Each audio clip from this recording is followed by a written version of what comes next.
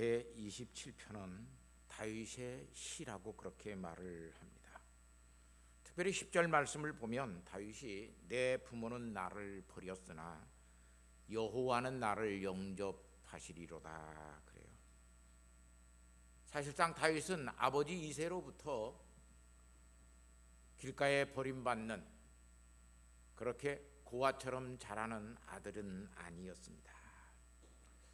그렇게 아버지 이새는 다윗을 버리지 아니하였습니다.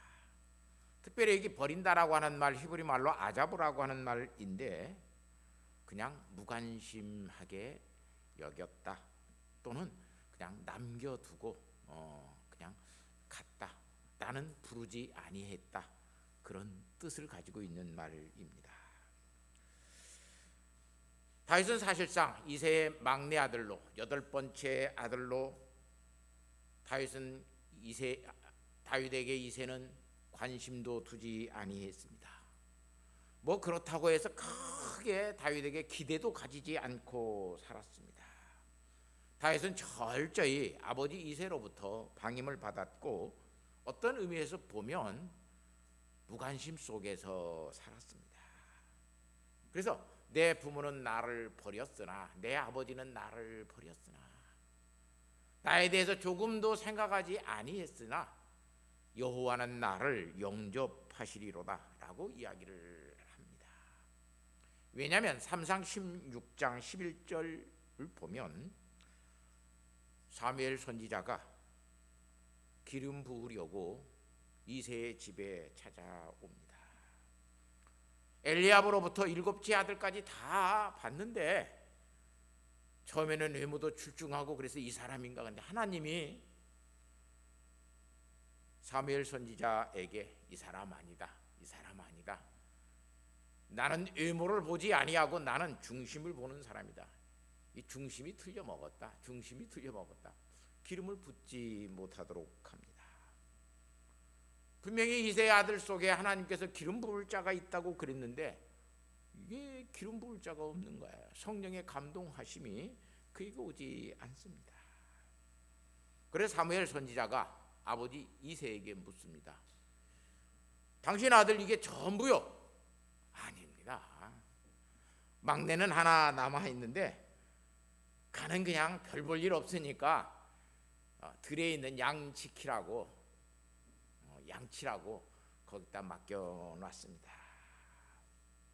근데 아예 사무엘 선지자가 아들을 불렀을 때 아들들 다 오게 하라 그랬을 때 어떤 의미에서 보면 다윗은 아들 축에도 들지 아니하는 아들 막내였습니다. 그렇게 아버지로부터 철저히 버림받은 아들이 다윗이었던 것을 오늘 우리는 알 수 있습니다. 이쪽 조건은 모든 형들이 다 출중하였지만 하나님은 외모를 보시는 것이 아니라, 겉을 보시는 것이 아니라 중심, 그의 내면을 보신다고 말씀합니다. 중심이 잡힌 사람, 마음이 좌로나 우로나 치우치지 아니하고 하나님의 말씀 안에서 딱 중심을 잡고 사는 사람, 그런 중심 속에서 나오는 하나님의 사랑에 대한 열정을 가지고 헌신하고 매사에 맡은 일들에 대해서 충성하는 사람이 누구냐면 지금 다윗입니다. 다윗은 이렇게 아버지로부터는, 부모로부터는 철저히 외면당했고 버림을 받았으나 여호와 하나님은 그를 영접하십니다. 사무엘 선지자를 통해서 그에게 머리에 기름을 부으시고 너는 이제 이스라엘의 왕이 될 사람이라고 가르쳐주고 알려줍니다. 이렇게 중심이 잡힌 사람, 그런 사람을 하나님은 모으시고 하나님은 그런 사람들에게 사랑을 베풀어 주십니다. 이 중심이 잡혔다라고 하는 말, 다시 말하면 아사르라고 하는 말인데 그런 사람들을 하나님은 모으신다는 이야기예요. 그리고 11절 말씀에 보니까 오늘 주의 도를 가르치신다고 말을 합니다. 하나님이 주의 길, 데레크라고 하는 말인데, 하나님이 그런 사람과 함께 동행해 주신다. 하나님이 같이 걸어가 주신다. 그리고 그 뒷말을 너무나 우리 성경에 평범하게, 원문상의 의미가 잘 안 통하니까 너무나 평범하게 의역을 했는데, 아마 히브리 원문으로 직역하면 이런 말이에요. 원수들을 생각하여서 정직한 길로 인도하소서. 나를, 하나님 정직한 삶을 살도록 나를 하나님 안내해 주소서라고 하는 말이에요. 특별히 시편 27편은 하나님의 임재, 다시 말하면 하나님의 얼굴을 찾고 사는 사람이 어떻게 사는가를 우리에게 가르쳐주고 보여주고 있습니다. 하나님의 얼굴을 찾는 사람. 하나님은 영이시니까 얼굴이 있을 리가 없고, 하나님은 영이시니까 손과 발이 있을 리가 없어요. 근데 성경은 계속해서 오늘 말씀에서도 하나님의 얼굴을 찾으라, 다른 말로 말하면 하나님의 임재를 구하라고 하는 말이에요. 그걸 은유적으로, 상징적으로 하나님의 만남에 대해서 이야기하기 때문에 하나님의 얼굴을 찾으라, 파님, 하나님의 얼굴을 찾으라 그래요.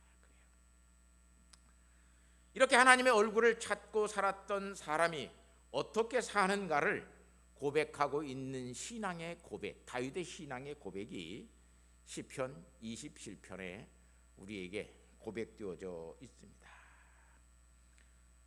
여기는 사람들이 살아가면서 겪는 분노와 고통, 참기 힘든 것, 우울함, 그런 것들을 이기는 복이, 하나님을 만나고 사는 사람들에게는 분노와 고통, 참기 힘든 어떤 힘든 것들, 그 속에 오는 어떤 우울함, 고통스러움, 이런 것들을 하나님을 만나고 사는 사람에게는 하나님께서 그것을 이기시는 복을 하나님께서 주신다고 다윗은 지금 고백하고 있습니다.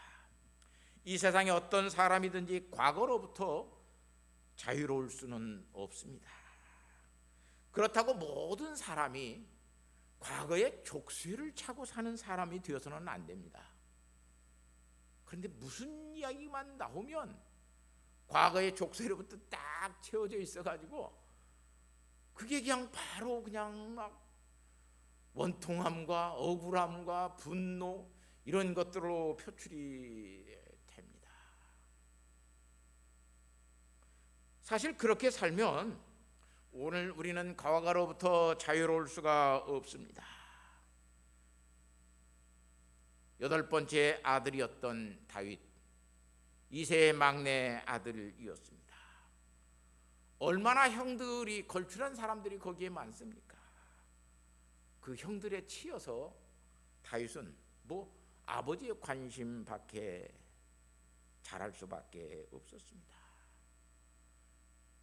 선지자 사무엘 선지자가 아들을 다 불러서 내게 데려오라고 그래도 너는 오지 마라, 너는 별 볼 일 없는 사람이니까 너는 양이나 지키고 있어. 그리고 남겨놓은 아들이 막내 다윗이었습니다. 그는 그래서 어떤 면에서 보면 과거로부터 절대로 자유스러울 수가 없습니다. 많은 형제들 속에서 커가는 사람들을 놓고 보면 부모의 편애 때문에 그 과거의 족쇄로부터 벗어나오지 못하는 사람들이 얼마나 많은지 몰라요. 또 며느리 생활을 했던 사람들은 시어머니의 그 족쇄로부터 벗어나오지 못하는 사람들이 굉장히 많아요. 그러다 가만히 있다가 무슨 시집살이 이야기만 나오면 펄 올라와요.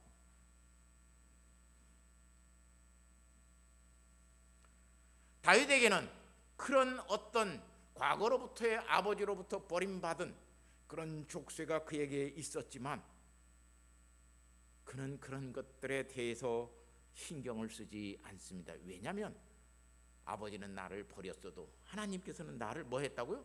영접해 주셨다, 반겨주셨다. 왜냐하면 그는 중심이 똑 바르났기 때문에 한마디로 말하면 그는 중심이 바로 잡힌 사람이었습니다.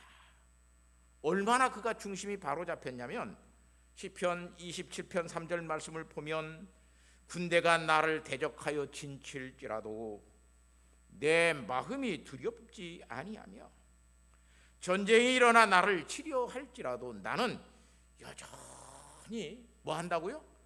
태어날 것이다.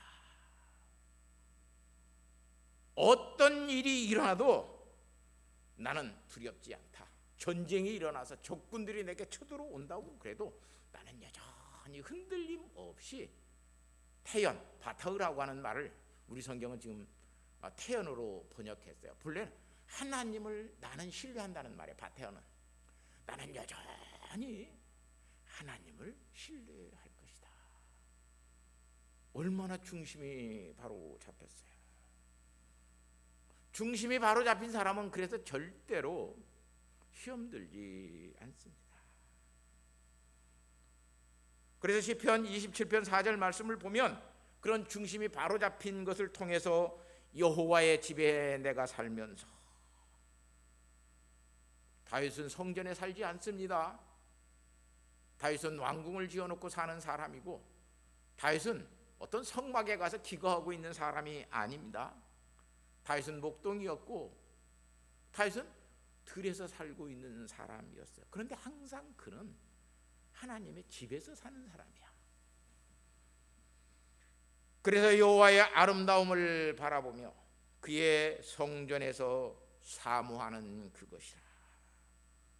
내가 하나님의 성전에서 하나님의 임재를, 하나님의 거룩하신 얼굴을 뵙는 것, 그것을 찾는 것, 그것이 나의 기쁨이요 즐거움이요 믿음이라고 고백하는 겁니다. 여기서 특별히 이 사모한다라고 하는 말은 바카르라고 하는 말인데 전심을 다해서 구하는 거예요. 전심을 다해서 구하는 거.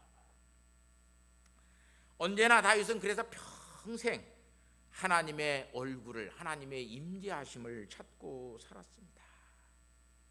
특별히 오늘 본문 말씀 8절에 보면 너희는 내 얼굴을 찾으라 하실 때 내가 마음으로 주께 말하되 여호와여 내가 주의 얼굴을 찾으리이다 하였나이다. 하나님의 임재를 구하는 사람이 되라 그랬을 때 나는 하나님의 임재를 구하는 사람으로 나는 살았습니다. 얼마나 놀라운 말이에요. 그게 예배예요. 그렇게 사는 사람들은 예식의 예배만 드리는 것이 아니라 삶의 예배를 드려요. 주의 얼굴을 그런 눈으로 찾는 것이 아니라 그래서 마음으로 찾습니다. 성령은 우리의 영으로만 깨달을 수 있고 볼 수 있고 알 수 있어요.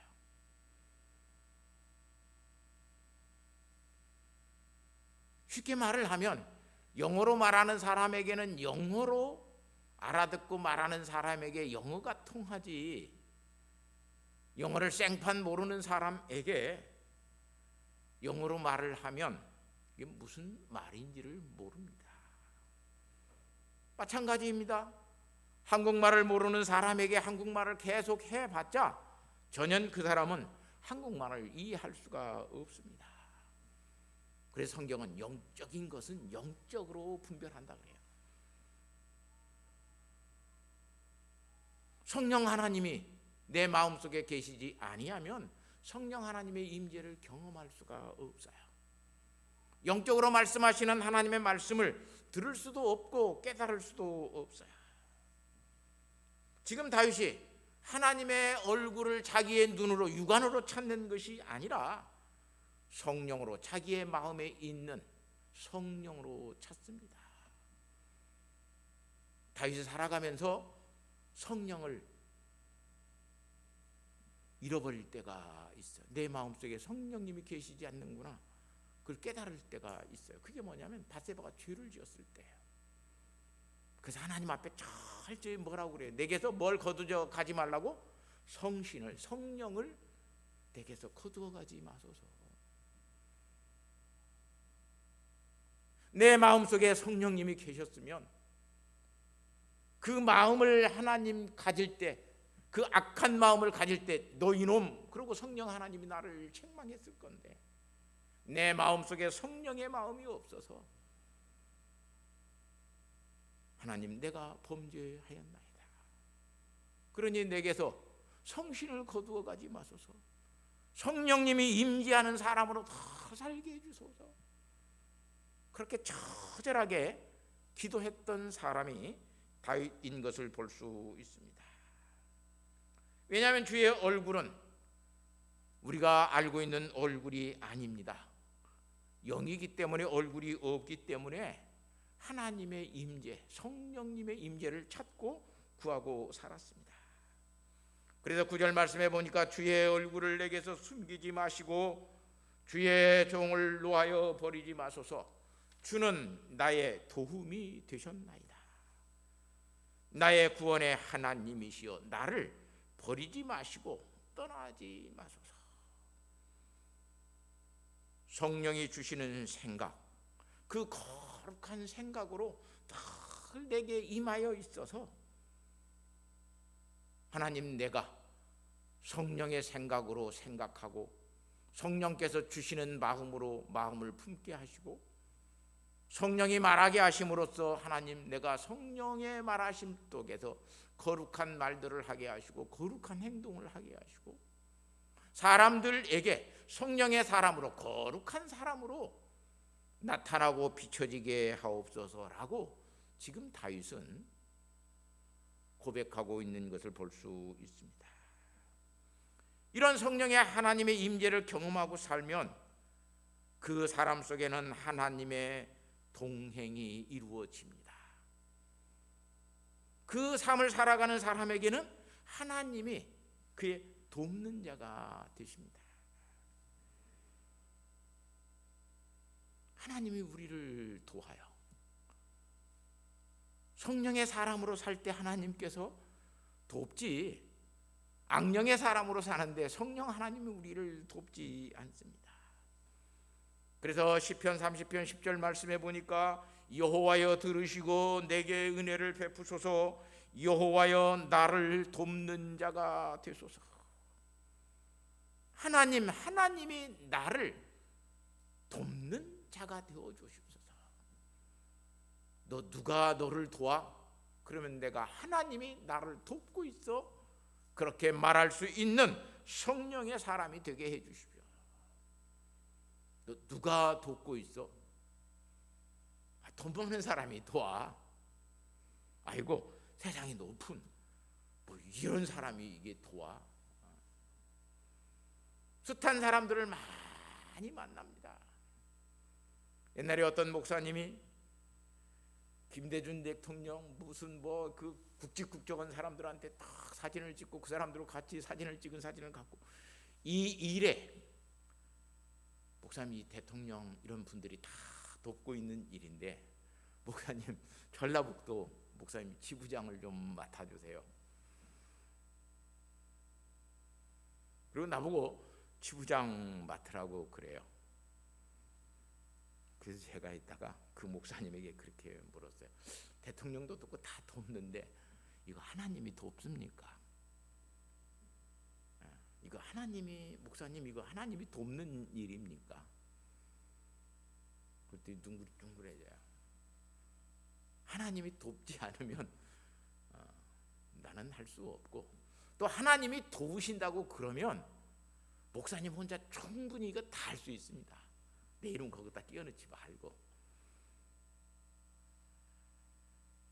그렇게 해서 물리친 적이 있어요. 그러고 나서 한 1년 뒤쯤 가니까 교회들 다니면서 몇 사람 짜고 엄청난 사기극을 벌였어요. 배려하는 사람들 참 많아요. 살다 보면 나를 돕는 자가 되옵소서. 하나님이 여러분을 돕도록 그렇게 살아야 돼요. 그것은 하나님의 영적인 임재를 깨닫고 늘 거룩하게 사는 사람으로 살면 하나님이 늘 도우셔요. 시편 118편 7절 말씀을 보면 또 이렇게 고백합니다. 여호와께서 내 편이 되사, 하나님이 내 편이 되어 주신다는 거예요. 얼마나 기쁜 일이에요. 나를 돕는 자들 중에 계시니, 하나님이 내 편이 되어 주셔서 나를 돕는 자 속에 하나님이 있다는 이야기예요. 누가 나를 도우려고 오는 사람, 그 사람 하나님이 보내서 오는 사람이에요. 그래서 나를 돕는 자 중에 계시니, 그러므로 나를 미워하는 자들에게 보응하시는 것을 내가 보리로다. 나를 미워하고 그런 사람들 내가 복수하지 아니해도 하나님이 다 보응해 주시는 것을 내가 압니다.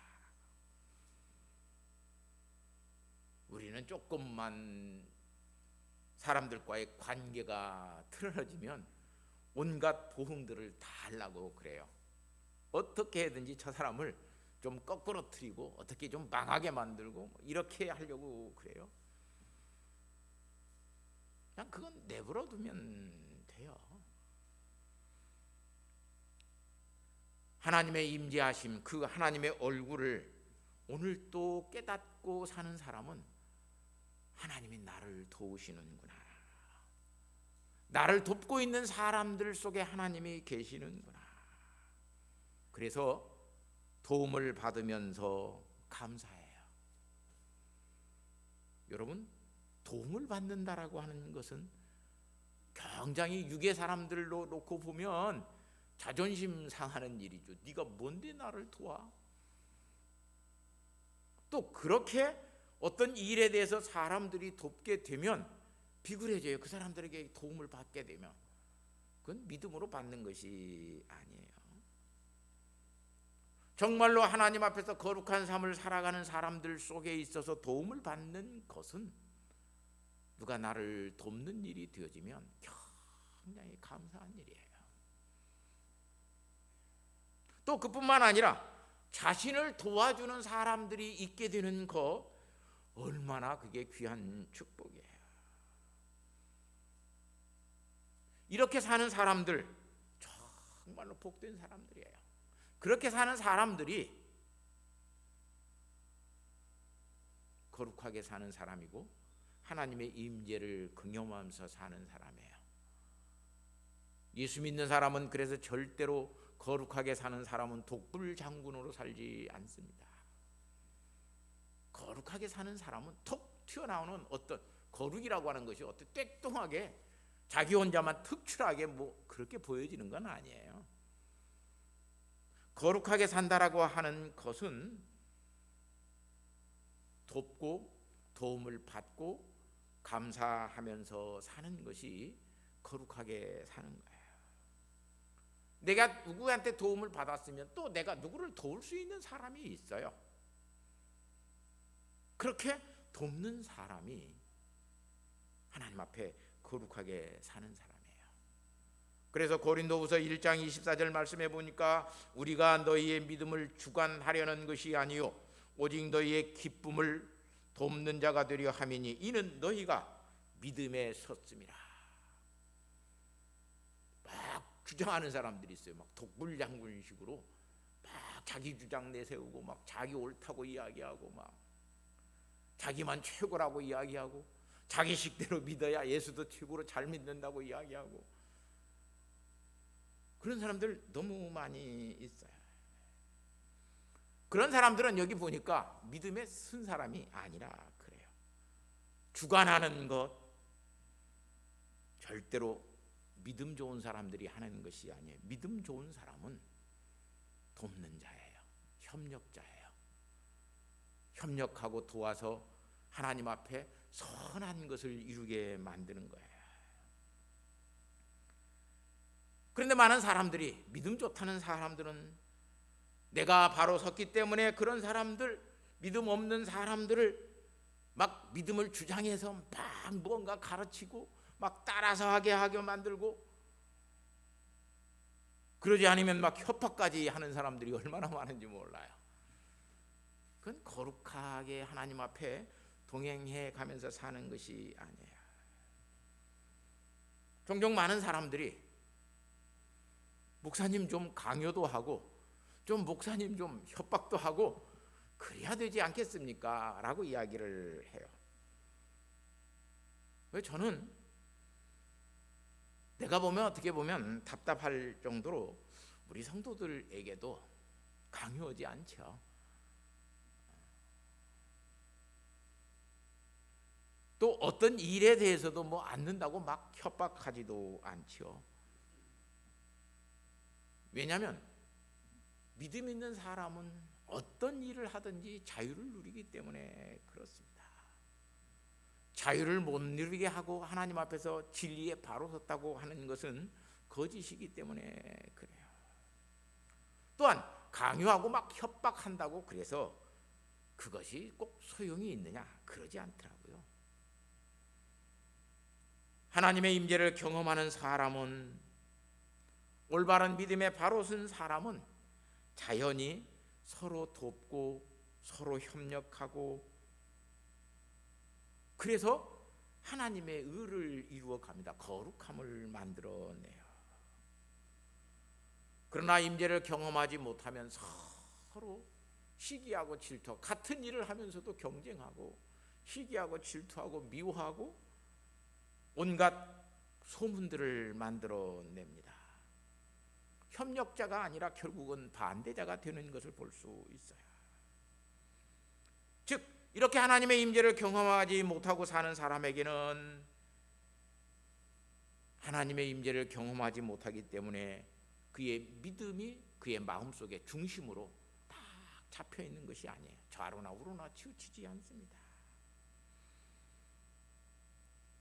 이렇게 믿음에 바로 서 있지 못하면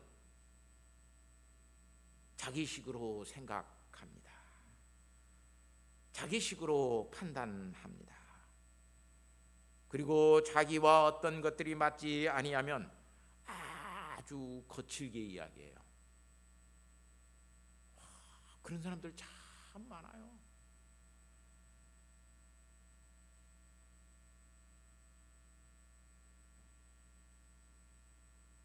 어떤 목사님의 이야기를 제가 들어주지 않고 그렇게 하면 안 될 것 같아서 안 들어줬어요. 그랬더니 아주 문자에다가 독한 말을 보냈어요. 목사님 25년도에 은퇴하신다고 그러지요. 잘 마무리하시기 바랍니다. 무서운 협박이잖아요. 얼마나 악해요.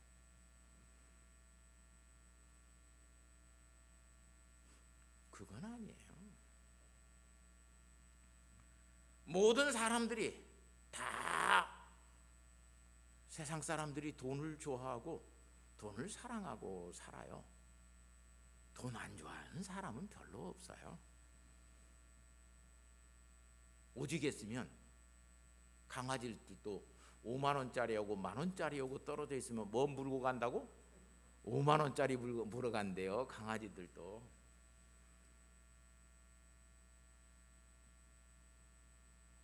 그런데 내가 돈을 좀 좋아한다고 그래서 돈을 훔치고 사는 것은 아니잖아요. 그런데 잘못된 생각을 하는 사람들은 뭐 돈을 좀 만지면 뭐 돈을 막 훔쳐먹을 것 같이 생각들을 막 해요.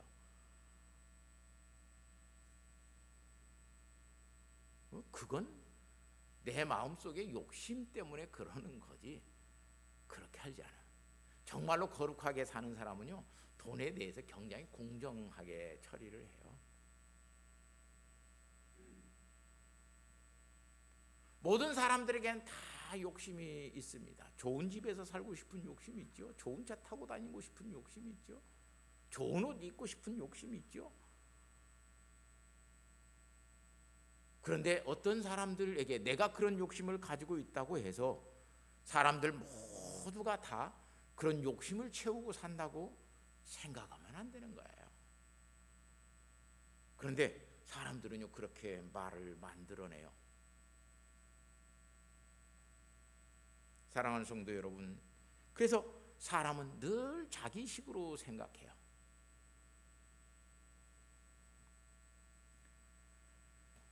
오늘 우리가 하나님 앞에서 거룩한 생각을 하고 사는 사람들은 거룩하게 모든 것들을 바라봐요. 거룩하게 돈도 벌려고 그러고 거룩하게 돈도 쓰려고 그래요. 거룩하게 말도 하려고 그러고 거룩하게 행동도 하려고 그래요.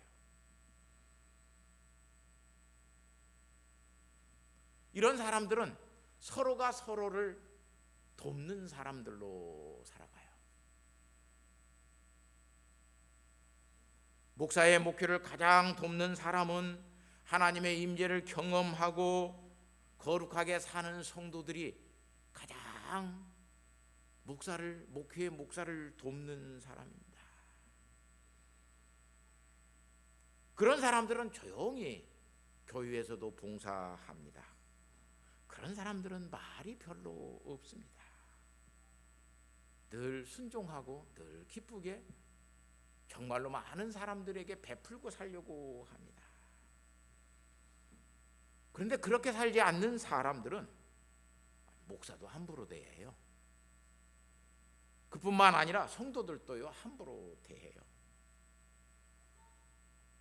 하나님의 임재하심 없이 그 거룩함에 생각 없이 살아가면 목사의 부인 사모도 목사를 함부로 대해요. 남편이지만 주의 종이기 때문에 좀 존중하고 아껴주고 사랑해줘야 되는데 그렇게 하지 아니에요. 어느 교회 사모님이 그렇게 목사님 대했다가 4년 만에 결국 교회에서 사임하고 쫓겨났어요. 왜냐하면 막대하니까 그래요. 하나님의 거룩하심을 알지 못하고 내가 거룩하게 살려고 하지 아니하는 사람들은 아무것도 자기 위에는요 귀한 것이 없어요. 자기 생각대로 자기의 모든 것들이 하는 것으로 생각하고 말도 자기의 비위에 안 맞으면요 얼마나 말도 거칠게 함부로 속된 말로 아주 그냥 싸가지 없이 말하는 사람들이 너무 많아요. 그래서 상처 입는 교인들도 많고 상처 입는 일들도 우리에게 너무 많아요. 정말로 하나님의 임재를 경험하는 하나님의 얼굴을 찾는 사람, 그래서 하나님의 거룩하심을 아는 사람은 한마디로 그래서 그 임재를 경험하면 경험할수록 성화되어져요. 거룩해져요. 성화라고 하는 것은 한마디로 말하면 그래서 오늘 우리에게 있었던 과거의 속박으로부터 벗어나는 것이 성화예요. 과거의 속박이 뭐예요? 악에 대한 속박이에요. 억눌렸던 것들에 대한 속박이에요.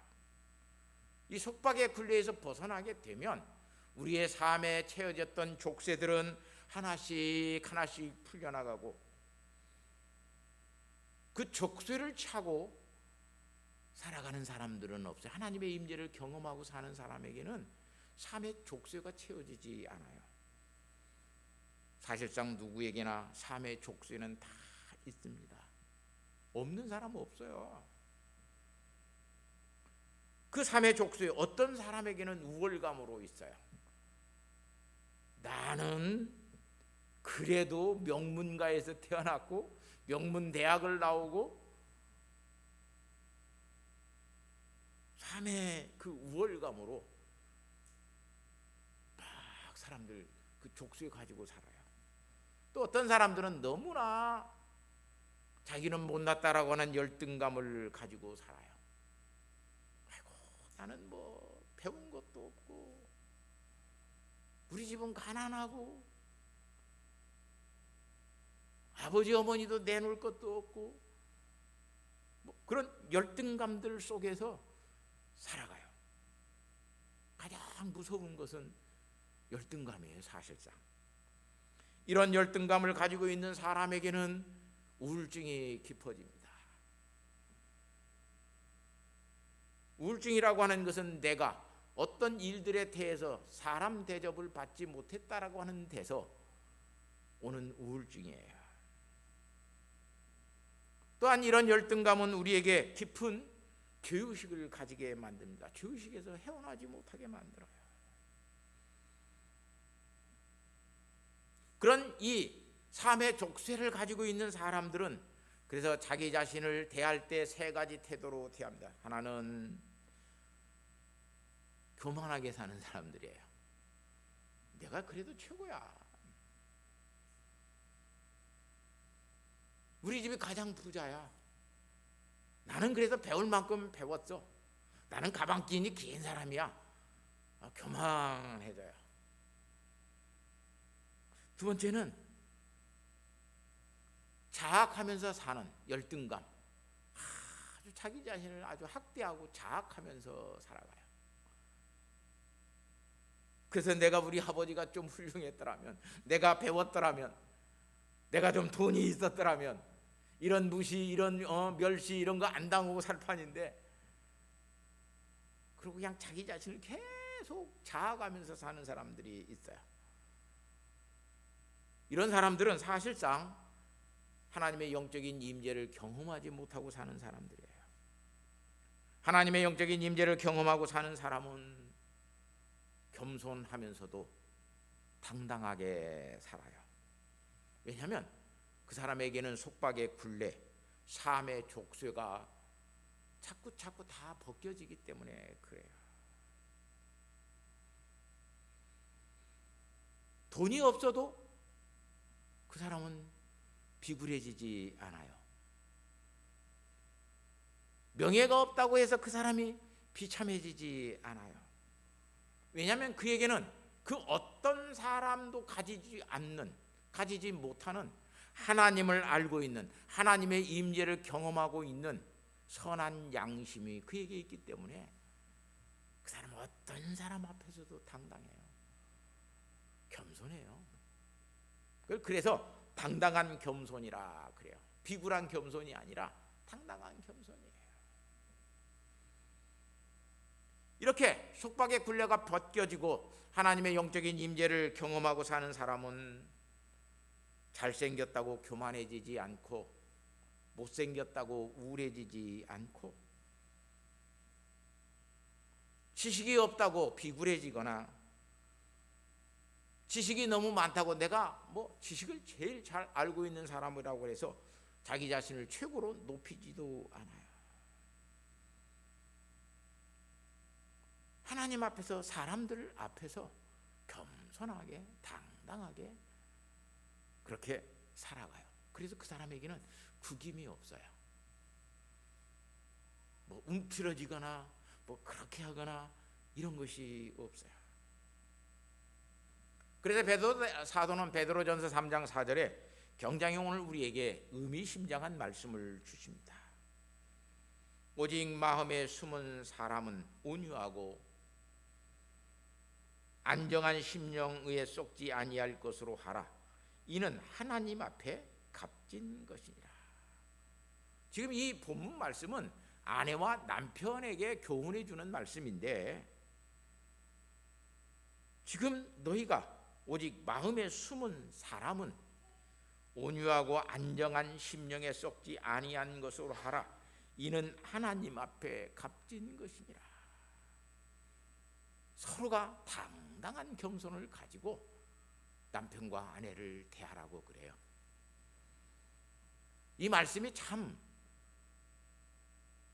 의역도 안 해놓고 또한 번역도 제대로 안 된, 좀 의미가 잘 안 통하는 요상한 사실상 구절이에요. 이게 대체 무슨 말이냐?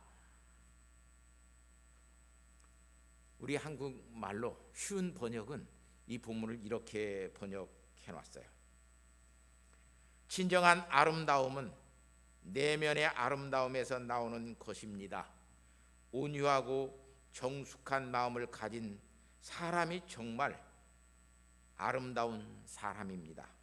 이러한 아름다움은 없어지지도 않으며 하나님께서도 귀히 보시는 것입니다. 이렇게 쉬운 성경은 번역해 놨어요. 카톨릭이 독자적으로 번역한 카톨릭 성경에 보니까 거기는 요 구절을 이렇게 번역했어요. 온유하고 정숙한 정신에 썩지 않는 장식으로 속마음의 인간이 되어라. 이것이야말로 하느님의 눈에 귀한 것이다. 온유하고 정숙한 정신, 그 썩지 않는 장식으로 서로가 서로를 대하라. 그 말이 부부간에 그것을 하나님께서 가장 귀히 여기신다. 이렇게 카톨릭 성경은 번역해 놓았어요. 사랑하는 성도 여러분, 하나님은 절대로 하나님의 거룩하신 임재를 체험하고 사는 사람, 성령으로 거듭나고 있는 사람은 하나님이 절대로 버리시지 않습니다.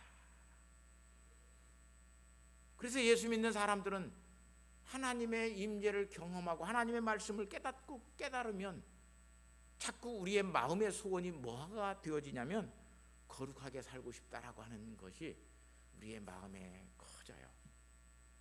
돈도 내가 거룩하게 벌고 싶고 돈도 거룩하게 쓰고 싶어요. 사람들을 대하는 일에도 내가 거룩하게 대하고 싶어요. 권모술수, 음모 이런 걸 가지고 사람들을 대하는 것이 아니라 그냥 거룩하게 대하고 싶어요. 그게 하나님의 임재를 경험하는 사람에게, 하나님이 버리시지 아니하는 사람에게 주어지는 놀라운 믿음의 축복이에요. 그래서 오늘 우리는 다윗처럼 하나님의 얼굴을 찾고 하나님의 선하심을 보게 될 그런 믿음의 사람, 그것을 믿고 기대하면서 담대하게 사는 성도가 되어야만 믿음으로 사는 사람이에요. 특별히 하나님의 임재를 이렇게 경험하고 사는 사람은 삶의 족쇄가 하나씩 풀려집니다. 그러면서 내게 능력 주시는 자 안에서는 내가 모든 것을 할 수 있다라고 하는 당당한 겸손이 우리의 마음속에 생깁니다. 하나님은 우리를 버리시지 아니하십니다. 하나님은 우리에게 무관심하지 않습니다. 하나님의 거룩하신 임재를 찾는 사람에게 하나님은 하나님의 얼굴이신 거룩함을 우리에게 보여주고 깨닫게 해야 합니다. 사랑하는 우리 성도 여러분, 여러분에게 거룩한 생각이 있으면 그게 하나님의 임재를 경험하는 거예요. 기도하다가 흰 수염 나고 이거나 해가지고 황금손이 나타나고 이래서 하나님의 임재를 경험하는 것이 아니라 하나님 앞에 예배를 드릴 때, 길을 걸을 때도 내 속에 거룩한 생각이 깃들이면 하나님의 임재를 경험하는 거예요. 근데 오늘 우리는 거룩한 생각, 거룩한 것들이 우리에게 깃들이고 찾아오면 아이고 나 그거 못해요, 손해나는데요. 아이 그거 하려면 돈이 얼마나 드는데요. 그래서 다 그걸 거부하죠. 우리 한국 교회에 하나님의 거룩하신 것은 신비인데 그 신비를 제대로 알려주고 그런 경험이 없기 때문에 신비주의를 만들어서 40일 금식기도다 난 하나님 만났습니다. 100일 금식기도다가 이런 하나님 만났습니다. 내가 천국에 갔더니 이런 천국이 있었디라. 천국 지옥 감정들이 얼마나 많아요. 또 그 소리 듣고 사모하고 그런 사람 데리다가 막 부흥회하고.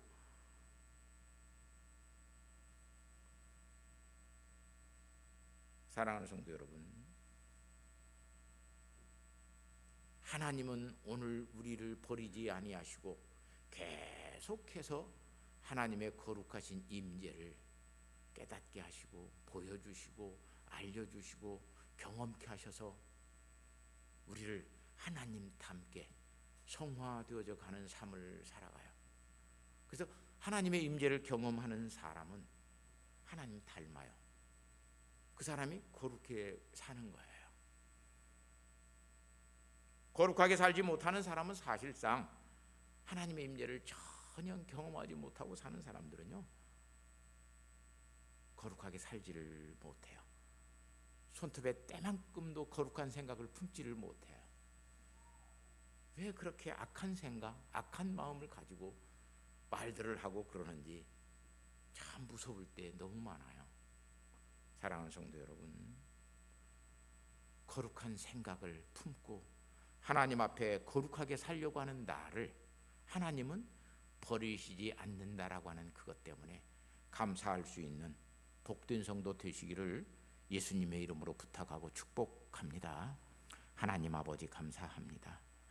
이 시간 거룩하신 하나님의 얼굴을 찾고 그 거룩하신 하나님의 임재를 경험하고 아버지 하나님 생각도 거룩하게, 말도 거룩하게, 돈도 거룩하게, 돈을 쓰는 일도 거룩하게, 어떤 일에서든지 선한 양심이 거룩하신 하나님을 찾아가고 만날 수 있는 믿음의 사람 되게 하여 주시고, 그 거룩한 사람, 하나님이 버리시지 않는 믿음의 사람이요 하나님의 자녀 된 것을 확신할 수 있는 성도들 되게 하여 주옵소서.